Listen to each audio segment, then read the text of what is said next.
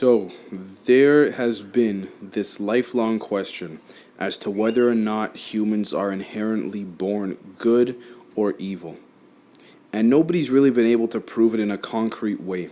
I mean, I would generally think that people would prefer to have their kids born with positive traits and morals rather than negative ones.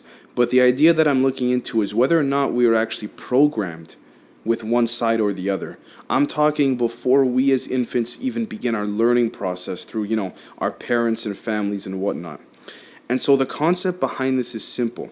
Are we pre programmed in some way? Now, the closest that psychologists, philosophers, and researchers have come to trying to attempt to find a conclusion on this subject is by actually studying the behavior of babies.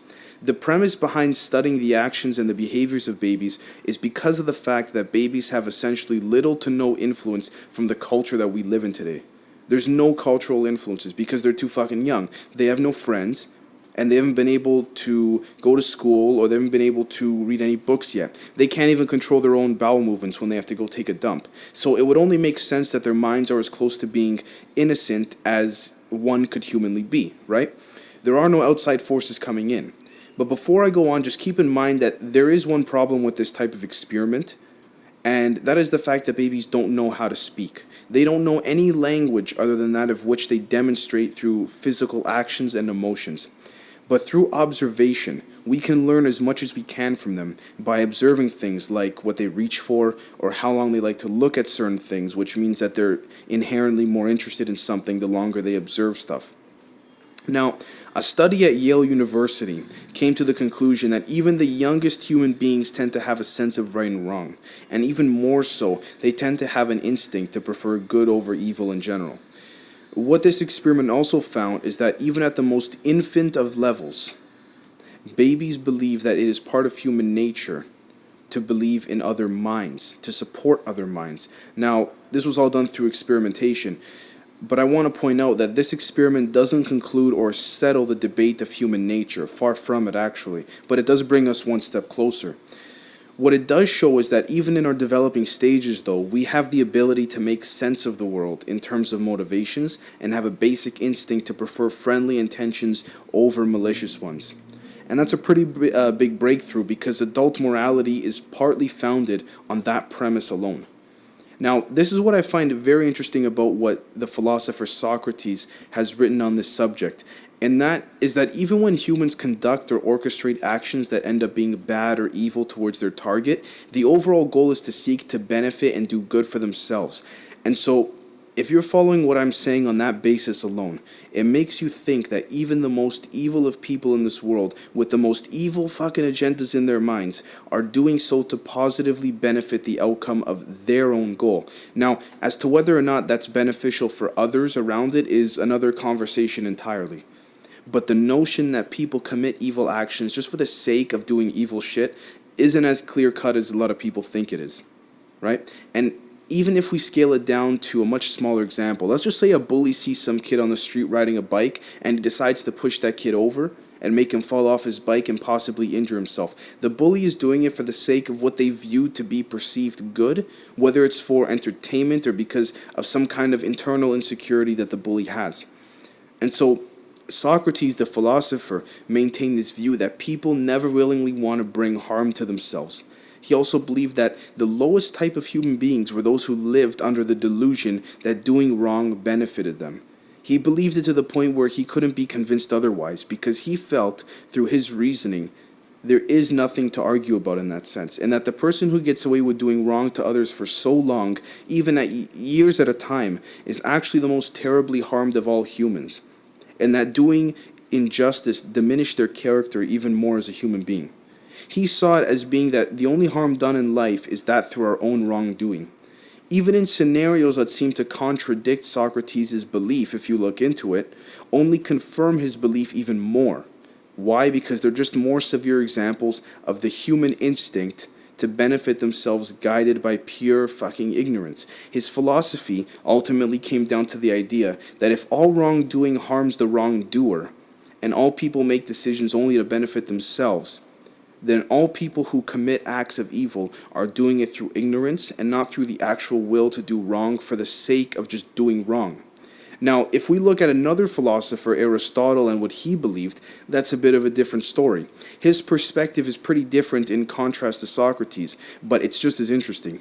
So, Aristotle believed that people knew what was right, but just lacked the strength to do it. He believed that there is such thing as moral weakness, where people know what is wrong, but simply lack the strength to do any fucking good. He stood by this very strongly because of his proposition that when moral weakness reinforces a set of priorities that contradicts better knowledge, ignorance is not bred through a lack of knowledge, but through the temptations of weaknesses that forces the wrongdoer to embrace moral inferiorities, right? And so the end result comes down to the fact that the morally weak person believes that some things are more important for them than others and acts according to their own personal agenda. But then we have to define the use of the word evil. We got to define it. And that's definitely an interesting one to talk about, because to have this predisposition that evil is separate from wrongdoing is definitely something that's up for debate. And the whole concept of the word evil is in fact very similar to the whole idea of wrongdoing. They're pretty much one and the same, doing wrong and doing evil. Now, when we speak of evil, we only use it in connection with harmful human behavior, and that is because this is the only way that we can actually recognize it. Think about it, right? If a behavior does not cause any harmful wrongdoing to someone, then do we as a culture and society classify that as evil? No, we don't. What we really have to focus on is the ability to recognize what is truly evil. And so the identity of evil is not increased or decreased based on how intense any variation of harm could actually be. Only the behavior that originates from this train of thought can identify evil as a source in and of itself. I mean, Socrates believed that wrongdoing is evil because it is born of ignorance and fear, not because of the intensity of the different levels of harm. Right? So what he's pretty much saying is whether it's, a tornado comes and hits a certain town, whether it's one tornado or 50 tornadoes, the definition is the same. It's still harm, it's still evil, it's still wrongdoing. And the advantage to looking at it this way is that we as a people don't need to wait for a freaking truckload of harm and evil to come our way in order to realize that it's evil. Right? I mean, big or small, we'll understand that it's evil nonetheless. But something else that is equally as important is the nature of human evil. And we don't need religion or some kind of mythical story to understand this concept, because people commit wrongful acts all the time. And so it's really not that difficult to observe it, because it goes on every day of our lives all around the world.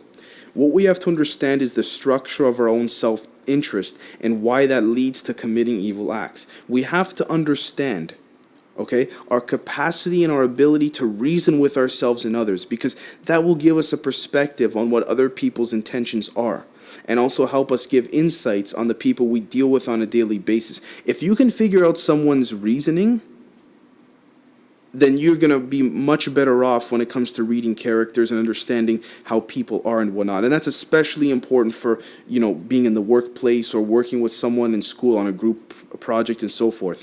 Now, here's the interesting thing about this. When we're infants, or even young kids for that matter, we're ignorant in many ways. But because our ignorance at that particular age does not have much knowledge attached to it, we don't even comprehend the fact that we can use our ignorance for evil and wrongdoing. But here's the catch. As we grow older, we realize that as we gain more power in life, we can utilize that ignorance, which was once innocent, and we can harness it in ways that aren't always beneficial to others around us all the time. And so one way to solve this is that we need to learn to allow knowledge to influence our behavior far more than just acting on pure use of ignorance. It's like how corporate entities, for example, harm the environment for the sake of short-term profits, but they don't realize that if they put some knowledge into that ignorance that they have, they could actually make more money in the long term while also benefiting tons of people around the world in many different ways by simply applying intellect and reason. But their ignorance deflects that. You could say that some are even ignorant about being ignorant, if that makes any sense.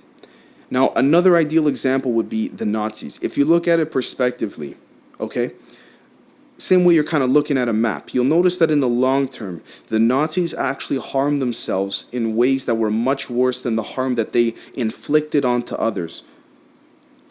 But to be on either end is tragic. It's a terrible thing. I'm not disputing that. Because the question then becomes, would you rather suffer greatly because of the lack of justice and virtue, right? Or would you rather cause people to suffer greatly because of your own lack of justice and virtue?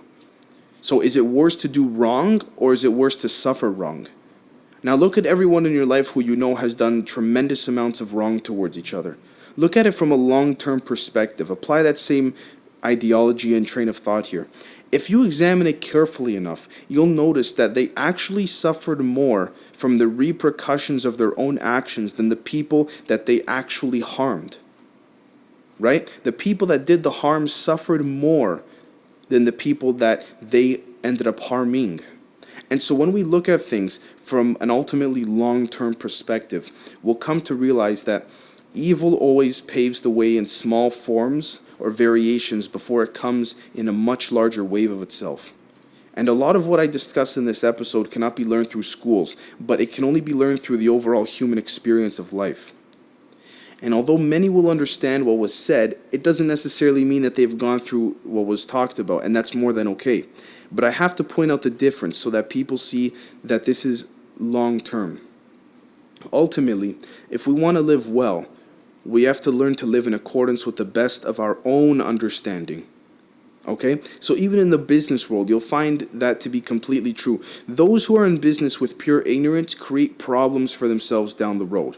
And those who are in business with more reasoning and self-reasoning and understanding of one another and self-understanding tend to survive the longest and make money the longest with little to no consequence over the course of their careers. And you'll find this to be true particularly practically 100% of the time. Right? And if you don't believe me because you claim to know someone who's, purely ignorant, and you say, they've gotten away with shit their whole lives and they've gotten off scot-free in their careers, I say this: you don't know what those people have went through behind the scenes well enough to understand that this principle is not just philosophy, but it's based on thousands of years of human experience. And so, to skip through all of the examinations of life and to skip through the contemplations, it's important to understand that, like I've mentioned in my episode about karma, which I'll be releasing shortly, good or bad derives directly from our minds. And the psychology behind that is evident. Even when we are just infantile and when we are just newborn babies. Because self-reasoning and self-understanding goes a lot farther than any other kind of ideology that encompasses greed and wrongdoing and poor judgment at the end of the day.